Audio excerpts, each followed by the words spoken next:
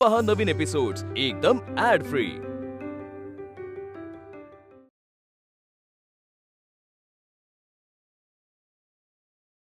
मी नमस्कार करते हा इथूनच। अक्षवंत हो, किस्तीची आहे हो ही मुलगी। आणि ऐकलंस का, आता मी इथेच राहणार आहे बरं का। अहो म्हणजे काय, तुमचंच घर नाही का हे? आणि काय ग, तू काय अशी उभी, आता काय पुतळा बसवणार आहेस माझा? रात्रभर प्रवास करून आले मी, पारोचं अंग आहे, कधी एकदा अंगावरून पाणी घेते असं झालंय बाई। जा माझ्यासाठी आंघोळीचं पाणी गरम कर जा। आधी हे सामान। अगं अगं अगं दूर हो, हात नको लावते सामानाला। अगं आधी पोक्षाळून घेऊ, मग वापरू ते सामान। तोपर्यंत तुझंच एखादं लुगडं दे मला, कळलं का? नाणी घर कुठे? मागच्याच बाजूला आहे ना?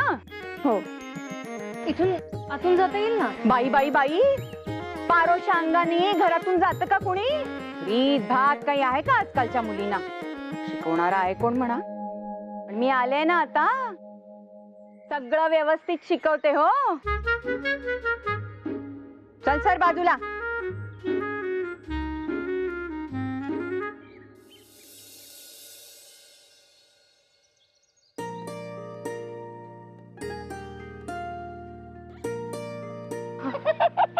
हसताय काय ताई? हो बहिणी, गोपाळ भाऊजींच्या आई अशा असतील याची कल्पना सुद्धा करवत नाही हो। बघा ना, काही क्षण झाले त्यांना इथे येऊन, मला बाई दरदरून घामच फुटला अगदी। नाही म्हणजे मी फार राहिले नाही ना यांच्यासोबत, पण आता त्या इथेच राहायचं म्हणतायत म्हटल्यावर परमेश्वरा, काय होणार आहे कोणाला ठाऊक। हो, जुनी कोण आहे ती, वरून दिसायला अशी बोचरी दिसतात पण आतून फार गोड असतात। होईल सवय तुम्हाला। आणि आता पळा, नाहीतर पुन्हा ओरडा खायला लागायचा। हो, आता काय पुतळा करणार आहेस का माझा? अगं येतेस ना ग? हो हो आले। अहो इथून जा। हो हो आले आले। काही म्हणा नाना, हो आजची आनंदोद्भव नाट्यगृहातील सभा अगदी सुरेख झाली हो। किती ती गर्दी, आणि पुणेकरांचे कोल्हापूरच्या महाराजांबद्दलचे प्रेमही दिसले। महाराजांबद्दलची हकीकत ऐकून उपस्थितांच्या डोळ्यात अश्रू आले। पुण्यात सभा घेण्यामागचा उद्देशच हा होता गोपाळराव, कोल्हापूर संस्थानाच्या बाहेर महाराजांच्या केल्या जाणाऱ्या छळाची माहिती जावी। अहो किती दिवस हे प्रकरण दाबले जाणार होते, या प्रकरणाला वाचा ही फोडायलाच हवी होती।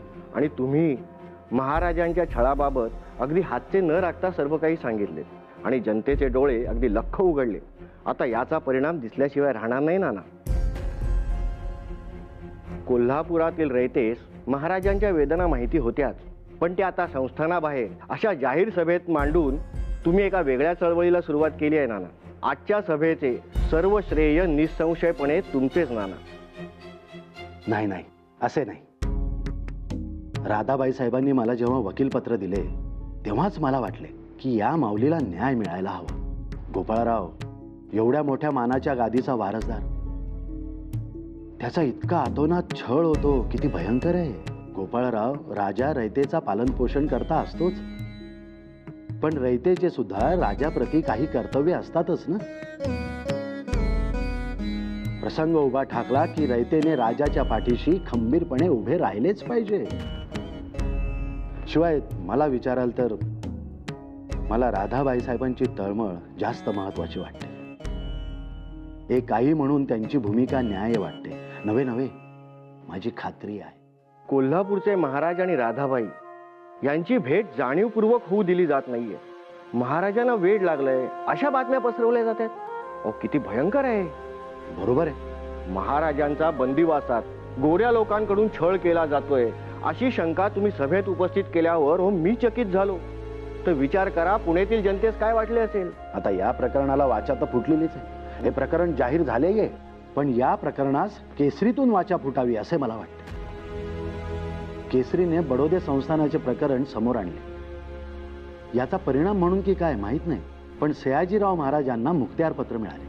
आता कोल्हापूरकर महाराजांचे प्रकरण केसरीने समोर आणले तर लाभ होईल, हे एकच उद्दिष्ट ठेवून मी त्यांना भेटलो। पण त्या निनावी पत्राबाबत त्यांना ठोस पुरावा हवाय. त्यामुळे या प्रकरणात त्यांनी मौन बाळगले. अगदी राधाबाई साहेबांशी भेट घडवून आणल्यानंतरही केसरीकारांच्या भूमिकेत बदल पडलेला नाही. आता या सभेमुळे काय परिणाम होतो ते पाहू. एकतर पत्रे खोटी असू शकतात, पण जाहीर सभेत जाहीरपणे खोटं कोण बोलेल?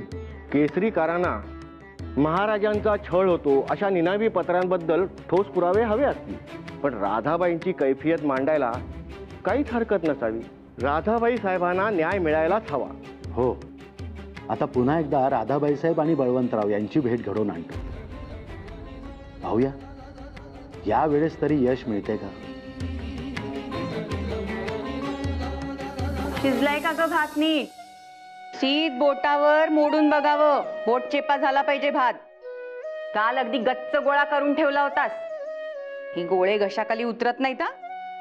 आज जरा बेतात शिजव. यशोदे, यशोदे काकू हे घे. अगं काल शेंगदाण्याचे लाडू केले होते, तुला आवडतात ना, म्हणून तुझ्यासाठी खास काढून ठेवले होते. ह्या कोण? मी हिची सासू, गोपाळरावांची आई. अगं बाई, हो का? नमस्कार.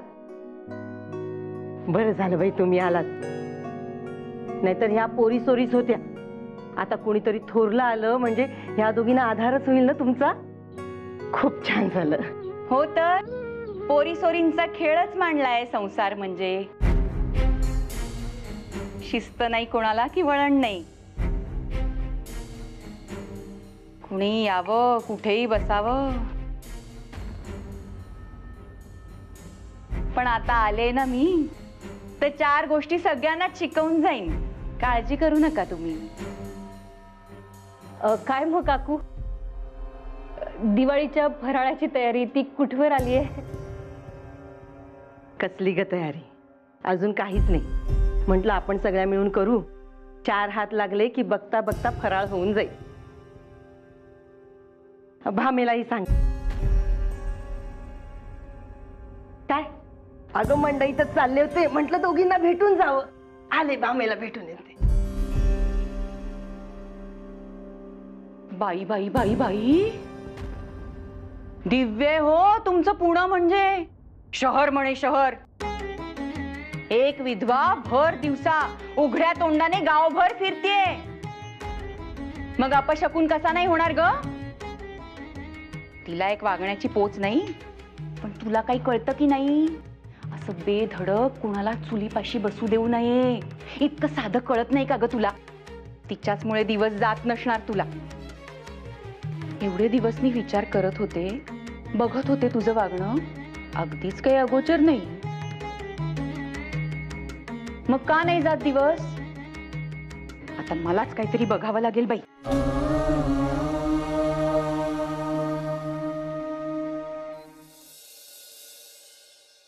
बळवंतराव, मला तर काही कळेनासे झाले. मला वाटले होते नानांनी कदाचित आपल्याला त्यांची भूमिका किती प्रामाणिक आहे हे दाखवण्यासाठी सभेला बोलवलं. पण तिथे उसळलेली गर्दी आणि त्या गर्दीचा नानांच्या प्रत्येक शब्दावर असलेला विश्वास बघता मनामध्ये संभ्रम निर्माण झाला. बुवा, इतक्या भरलेल्या सभेसमोर काहीतरी तथ्य असल्याशिवाय नानांसारखा वकील हे असे वक्तव्य करणार नाही, म्हणजे असे मला तरी वाटते. बरं, राधाबाई साहेबांची मागणी तर योग्य आहे, याबद्दल आपल्या कोणाच्याच मनात काही दुमत नाही. आणि आपल्या हाती असलेल्या माहितीवरून आपण या प्रकरणाची प्रसिद्धी करायला सुरुवात करायला हवी. काय आपटे? अगदी 100% सहमत बळवंतराव. नाही, आणि लोकांचा कौल जर हाच असेल तर आपल्याला माहिती असलेल्या गोष्टी आपण त्यांच्यासमोर मांडूया. अहो, हेच तर मी आधीपासून सांगतोय की वेळ नको दौडूया. आपटे, सभेचा परिणाम पाहता या प्रकरणात उडी घ्यावी असं वाटणं साहजिक आहे, पण जोवर आपण स्वतः शहानिशा करत नाही तोवर आपण थोडा वेळ थांबावा असं वाटतं. शास्त्री बुवा, सगळं उघडपणे समोर आलंय, आता कशाला वाट बघायची? नानांची आपली कागदपत्रा संदर्भात बोलणी झालेलीच आहेत, त्यामुळे फार काळ थांबावं लागेल असं काही वाटत नाही. एकदा का कागदपत्र आपल्या हातात आले की झालं. काय बळवंतराव,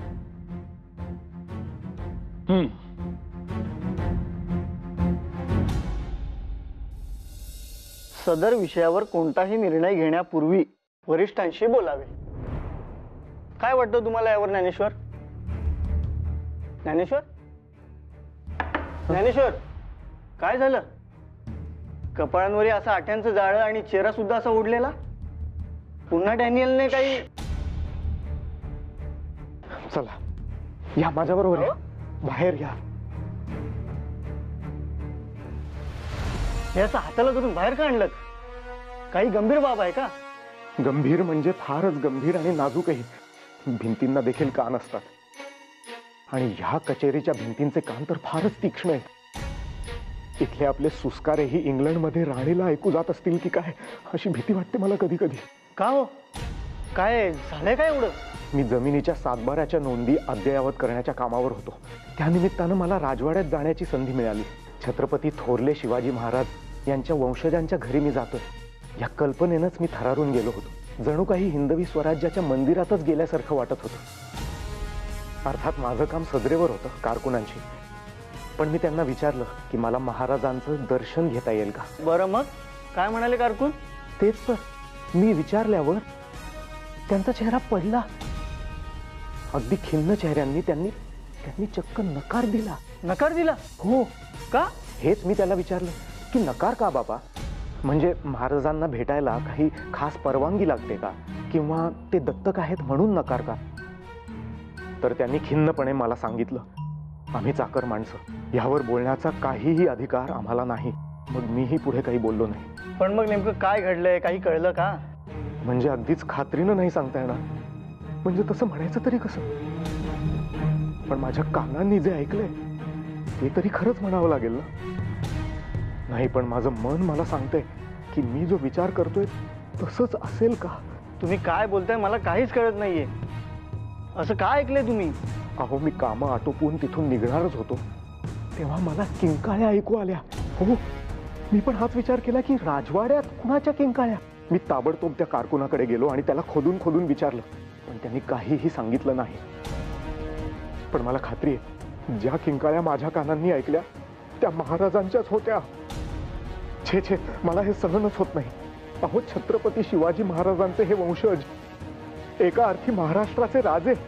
भले सत्ता आत्ता त्यांच्या हातात का नसेना, पण त्यांची अशी दशा व्हावी. नाही नाही, मला हे पटत नाही. मग आता काय करणार आहात तुम्ही? वाचवा वाचवा मला, नका मारू, नका मारू, वाचवा. आपल्या धोरणानुसार या निनावी पत्रांची कणभरही दखल न घेता सरळ केराच्या करंडीत टाकायला हवी ती. परंतु या प्रकरणाचे गांभीर्य दिवसेंदिवस वाढत चालले. खेरीज इतर वृत्तपत्रांमध्ये यावर लेख छापून येत आहेत ते झालेच. आता केसरी काय करणार यावर सगळ्यांचे लक्ष लागले. आणि आज आलेल्या या पत्रातच पहा, महाराजांनी त्यांचे मामा रताजीराव चव्हाण यांना आपला छळ होत असल्याचं कळवलंय. कोल्हापूरच्या अंबाबाईच्या देवळात जाहीर सभा झाली, भाषणे झाली. ती काही अशी या पत्रांसारखी निनावी नव्हेत किंवा लपून छपून नव्हेत. परंतु त्या कुणावरही खटला भरल्याचे काही ऐकण्यात आले नाही. या सगळ्याबाबत जे मौन पाळण्यात आले आहे त्यावरून या छळ प्रकरणात तथ्य आहे या आपल्या मताला पुष्टीच मिळते. गोपाळराव, पुढे वाचा, काय लिहिलंय? कोल्हापूरकर महाराज यांना प्रचंड छळाला सामोरे जावं लागत आहे. बंदिवास, मारहाण हे सर्व कमी की काय?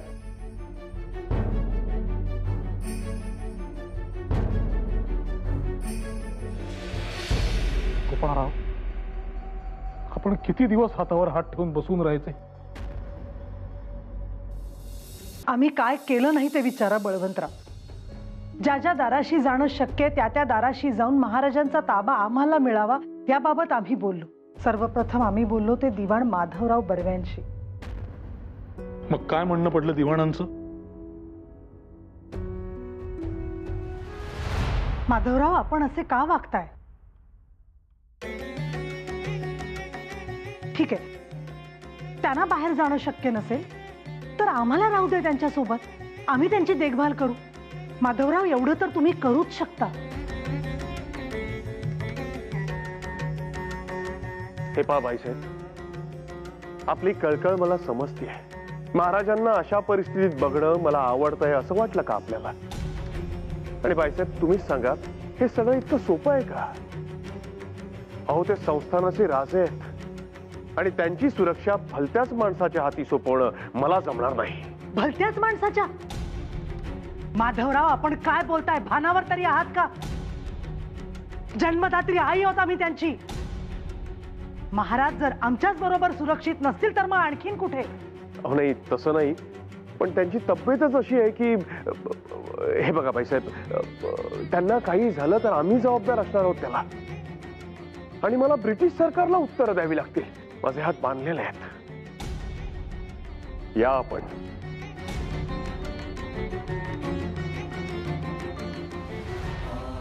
मला माझ्या मुलाला भेटू द्या ना. तुम्हाला माहितीये त्याची प्रकृती ठीक नाहीये. मला एकदा त्याला जवळ घेऊ दे. वाचवा वाचवा मला, नका मारू, नका मारू, वाचवा मला माझ्या मुलाला भेटू द्या. नाना, आम्हाला महाराजांना भेटण्याची बंदी घालण्यात आली आहे. त्या माधवरावांच्या आम्ही किती विनवण्या केल्या, पण सारं काही व्यर्थ. त्यानंतर आम्ही त्या गोऱ्या पहारे करायला पाहिलं. नाना एखाद्या दैत्यासारखा दिसत होता तो. महाराज त्याला बघून अजूनच घाबरले असणार. नाना आता काय करायचं? महाराजांची तिथून सुटका कशी करून घ्यायची? तिथे जाईस तोवर आम्हाला त्यांच्या तब्येतीची काळजी होती, पण आता मात्र आम्हाला त्यांच्या जीवाची चिंता वाटू लागली. नाना, मी काय म्हणते, आपण जाऊन त्या गोऱ्या गव्हर्नरला भेटलो तर? त्या गव्हर्नरला सांगूया आम्हाला ते राजपत नको, बाकी काही नको. आम्हाला फक्त आमचा मुलगा परत हवाय. बाईसाहेब स्वतःला सावरा. आपणच अशा खचून गेलात तर मग महाराजांचं काय होईल? उद्या आपण कलकत्त्याला गव्हर्नरकडे जाऊया. सगळी परिस्थिती त्यांना समजावून सांगू. त्यांना सांगूया की गोऱ्या डॉक्टरला कसं कळेल की महाराजांना काय होतंय ते. सगळं सांगूया. महाराजांचा ताबा आपल्याला मिळतो का ते बघूया, किंवा आपल्याला त्यांच्या जवळ राहायची परवानगी घेऊन येऊ. पण आपण धीर सोडू नका.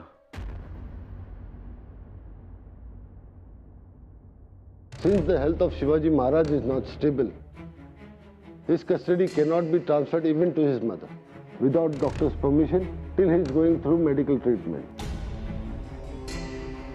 And as this is a political matter, I ask you to refrain from bringing any personal emotion into it. Otherwise, I will take action for causing delay in official work. ते म्हणतायत की ते आपली मागणी पूर्ण करू शकत नाहीत. असे करता येणार नाही. कायद्याच्या गोष्टी यात भावना आणता येणार नाहीत. आम्ही हात जोडतो तुमच्या समोर, पण आमच्या लेकराला आमच्या सोबत जाण्याची परवानगी द्या. No. काय चूक झाली आमची? मूल दत्तक देणं हा एवढा मोठा अपराध झाला का? कशाची शिक्षा भोगतोय आम्ही? आई जगदंबे, कसली परीक्षा घेतेस तू आमची? इतकं वाटत होतं तर पुढचा पोरगा दिला कशाला दत्तक म्हणून? आता तुला पैशांची हाव सुटली होय? चूक तुझीच आहे. कुणाच ठाऊक वेळ जन्मदातच होतं की काय? वेडा मुलगा दत्तक दिलाय तू. तुझा मुलगा वेडा आहे, वेडा, फार वेडा. इतकं वाटत होतं तर पुढचा पोरगा दिला कशाला दत्तक म्हणून? आता तुला पैशांची हाव सुटली होय? चूक तुझीच आहे. कुणाच ठाऊक वेळ जन्मदातच होतं की काय? फार वेडा आहे तुझा मुलगा. वेडा आहे, वेडा, वेडा आहे. काय खोट आहे? खोट आहे, खोट आहे, खोट आहे.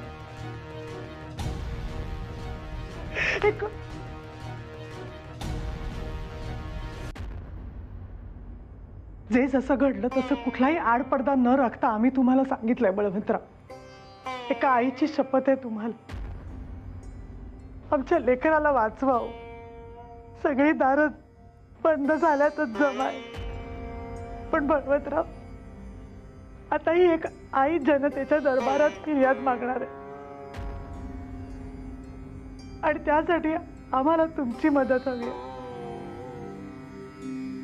त्या दैत्यांच्या तावडीतून लेकराला सोडवायला हवं. त्यांच्या त्या किंकाळ्या आम्ही आमच्या कानाने ऐकल्या. जे ऐकून आमचे कान बधीर झाले, ज्या मला ऐकवलंही नाही अशा वेदना आमचं लेकरू भोगतंय हो. बळवंतराव, आता आम्ही काय करू? आम्ही कुठे जाऊ बळवंतराव? हे काय करताय तुम्ही आई साहेब? हात जोडू नका. प्रत्यक्ष महाराजांच्या जन्मदात्री आहात तुम्ही. हात जोडून विनवण्या करून आम्हाला पापाचे धनी करू नका. आणि तुम्ही निश्चिंत राहा. या युद्धात महाराजांच्या बाजूने आम्ही सर्वतोपरी प्रयत्न करू. शब्द देतो. काळजी करू नका नाना. या प्रकरणाबद्दल निर्भीडपणे आणि खरमरीत शब्दात केसरीमध्ये मांडलं जाईल.